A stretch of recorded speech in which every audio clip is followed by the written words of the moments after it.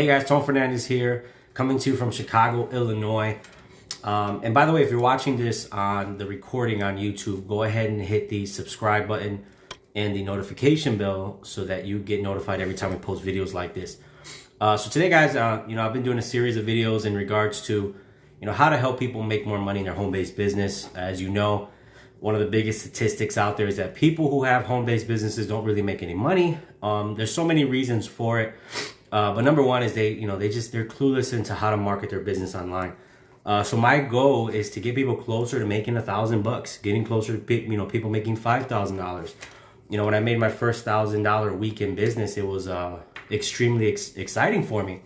So what I want to do today, guys, I'm going to go over into 5 social media strategies so you can start getting clients in your business and you can finally cash flow. So your friends, your family, they can stop looking at you like, man, you're still doing that business and you're not making any money. So number one, YouTube in-stream ad. So what a YouTube in-stream ad is, you have a video that pops up in the middle of, when somebody watches another video. So the strategy behind that is, let's say you're selling, health products.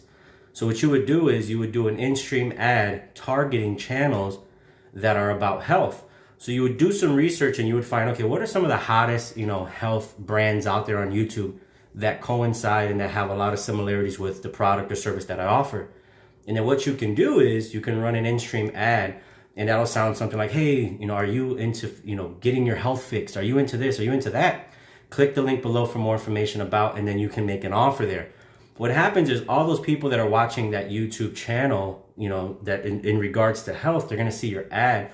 And then from that point on, a percentage of those people are going to click and want to take advantage of your offer. So that's number one, is YouTube in-stream ads. Number two is a lead magnet, but with an offer on a thank you page. So the reason I bring that up is, one statistic that we see on social media, specifically on Facebook, is that people don't typically click to buy right away unless you're a big known brand.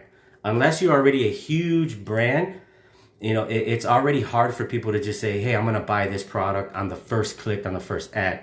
So a lot of times what we do is we strategize a way to build trust. So what that looks like is create something of value for free within your industry. So, if you're in the credit repair industry, give a huge kind of like a tip sheet where people can learn more about credit repair. So when people opt in, that's sent to their email. But on the thank you page, you can put an offer to an upsell.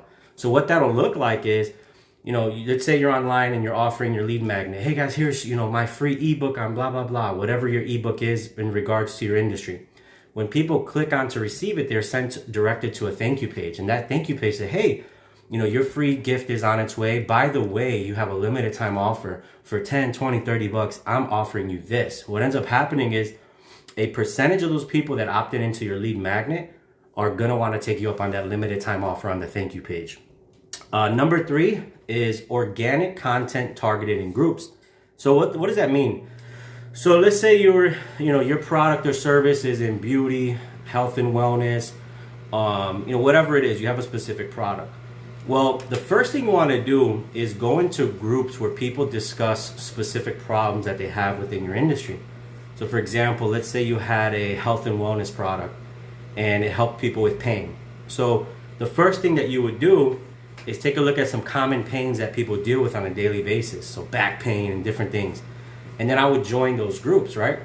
When you join those groups, though, you would never mention your product, never mention your service, but you would add tips and value about, 5 ways to, fix your back pain, 5 ways to do this. What ends up happening within that group, you start to become known as like the subject matter expert, where people are looking at you for more advice. What ends up happening is those individuals now start to look at you and say, hey, they have some good information.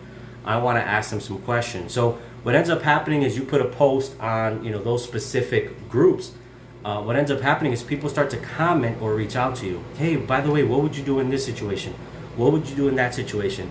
Because you have established yourself as somebody who provides credible information, now you can make a suggestion. By the way, these tips work for me. Also, I also use this product. Now you suggest a product or service that you have within your product line.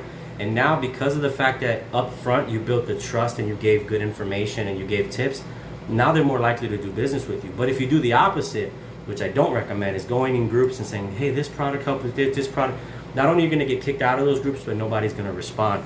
So going into groups and create good content and specific to that problem. So for example, let's say you're in health and wellness and you do beauty products for the face or the skin.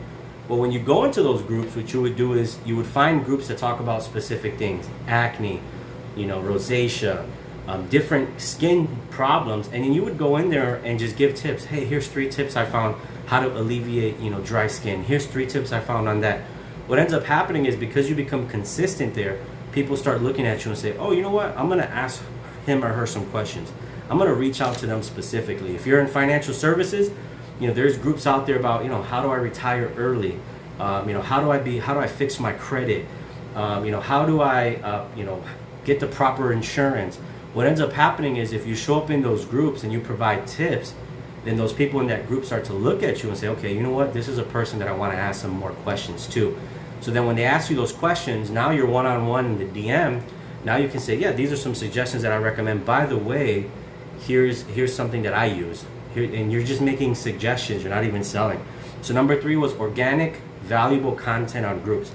Number 4 is your timeline content. So I talk this about everybody that I do a one-on-one coaching with, and I say your timeline on social media is not to sell, and they always get surprised. What do you mean? So what I mean is your timeline on social media is to build your brand and to build yourself as an authority.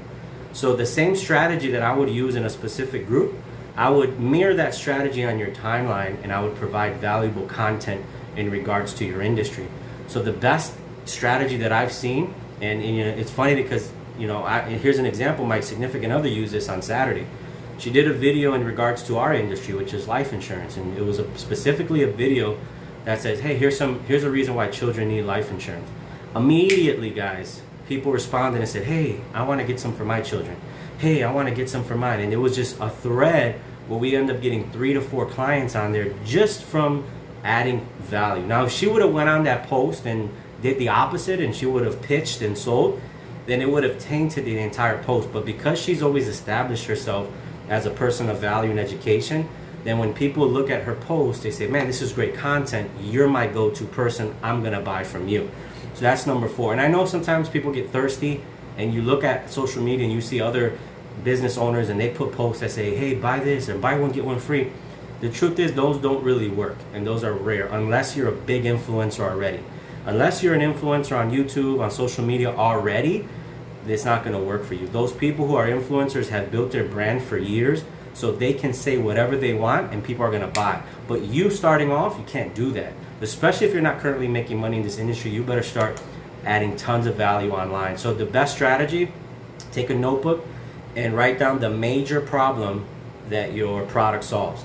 So, for example, the major product problem that, a health company solves is, you're getting better healthy weight loss. So the problem is people are dealing with overweight. Well, I would write a list of secondary problems. Weight gain can cause, high blood pressure. Weight gain can cause, uncomfortableness, heavy breathing. It can cause, low self-esteem, anxiety. And I would list on a notebook all those problems, and then I would create content saying, hey, 3 ways to alleviate your anxiety because of your overweight. 5 ways to alleviate, to help your blood pressure because you're overweight. And what happens is you start to establish yourself as a person that can solve these problems. So now when people think in their head, okay, I need to solve this issue, they're going to think of you. Now, if you just sell and pitch, they're not going to think of you. You're going to repel your audience. And then the last one is connecting with people in I like to call them adjacent markets. So if you look at our industry, or your industry, let's say, there's always an adjacent industry that you guys are like this. You got real estate and mortgage professionals. They're like this, right? You can't buy a home without getting a mortgage. So if I was in real estate, guess who I'm connecting with? As many mortgage people as possible. If I'm in real estate, I'm connecting with insurance people. Why? Because insurance people help, they have that conversation about finance with their clients. And a lot of times the conversation of, hey, I want to buy a home one day comes up. So now those insurance agents and those mortgage agents, are now going to refer you. So if you're in health and wellness, you need to start looking at, okay, what are some trainers? What are some gyms? What are some people that I can work with closely that I can create a referral relationship with? Now, what that means is, let's say you sold health and wellness products and you partnered up with a trainer. Well, anytime your client says, hey, I want to get one-on-one training, you would send them to the trainer. And anytime that trainer hears something where somebody says, man, I need some better products, to help me with my workout regimen, they would send them to you. So the first thing you do is draw a circle on a notebook and draw your industry and take a look at the closest industry. For example, when I draw a circle in mine, I put, life insurance, financial services. We work closely with tax professionals. We work closely with real estate agents, mortgage professionals. We work closely with lawyers, divorce lawyers. So what ends up happening is I create this hub of people that I contact on social media, and I message them with a simple message. Hey, it looks like we are in complementary industries. Just curious, are you open to taking on new clients? Of course, people are going to respond like, yeah, hell yeah, I'm open to taking up new clients. Great, let's schedule a phone call where we can talk more about that. Now, what ends up happening is I get on the phone call and I say, hey, listen, we have complementary industries. I do this, you do that. Let's figure out a way where we can partner up and work together so we can both serve one another. And what ends up happening is you guys can basically create a system where they send you clients, you send them clients anytime that conversation comes up.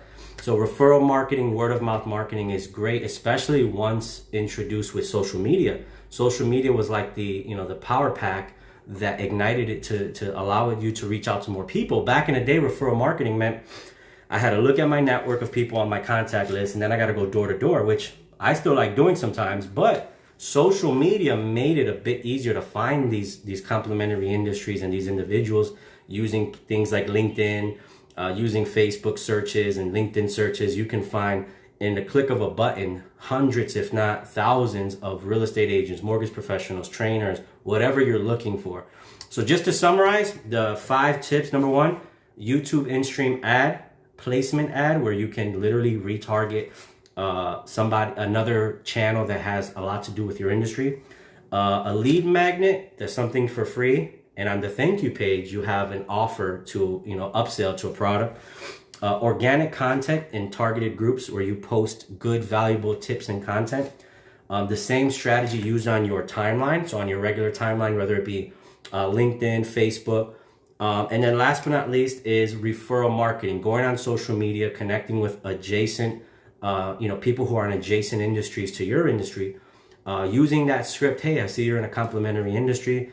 Are you taking on new clients? And then you have an appointment where you explain how that would work. If you use these 5 strategies, what I would do is I would dedicate, time in your schedule to setting them up or implementing them on your daily schedule and making sure that every day, you get this done. For example, obviously creating a YouTube in-stream ad is figuring out when you want it to run, how often you want it to run. Number 2, the lead magnet. What I would do is figure out, okay, I'm going to create the lead magnet, and then I'm going to figure out how I'm going to promote it. Am I going to promote it on my timeline? Am I going to promote it at the end of my videos? Am I going to run an ad on Facebook? Figuring that out. Your organic content. So figuring out, okay, when do I want to post on groups? And then how often do I want to post on those groups? So am I going to post every Wednesday on these groups and then every, Tuesday, Thursday on these other groups? So figuring out that schedule. Number 4, your timeline content. Figuring out, okay, when am I going to post? Is it going to be a Facebook Live on Wednesday and then every other day just a regular post or maybe a picture post? And then your messages, your referral messages.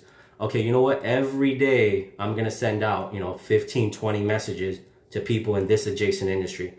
And then tomorrow people in this adjacent industry. And then the next day, and then keep that rotating. Because it's not just about doing these things one time. These are things that you implement in your daily calendar schedule that get you inch closer to getting a client. So what ends up happening is how that would look is out of all these strategies, you get, a handful of leads. And out of those handful of leads, a percentage closes. So the reason why I say do this day in, day out, people sometimes do them once and they get leads and then they don't close any and they're like, well, the reason being is this is a campaign you got to do every day to get yourself, numerically in the proper numerical way formula to convert. So that's a big part of it is your consistency with these strategies. But once they get going, it becomes fun, because then you now can implement other strategies, because these become easy. So, oh, you know, I already got that running, I already got that, let me implement some more. So I just wanted to share that with you guys. Appreciate you guys for jumping on. As always, your success is important. If you like this video, feel free to hit that share button. Comment below, would love your feedback. And if you're watching this on YouTube, again, hit the subscribe button and the notification bell so you get notified every time we post videos just like this.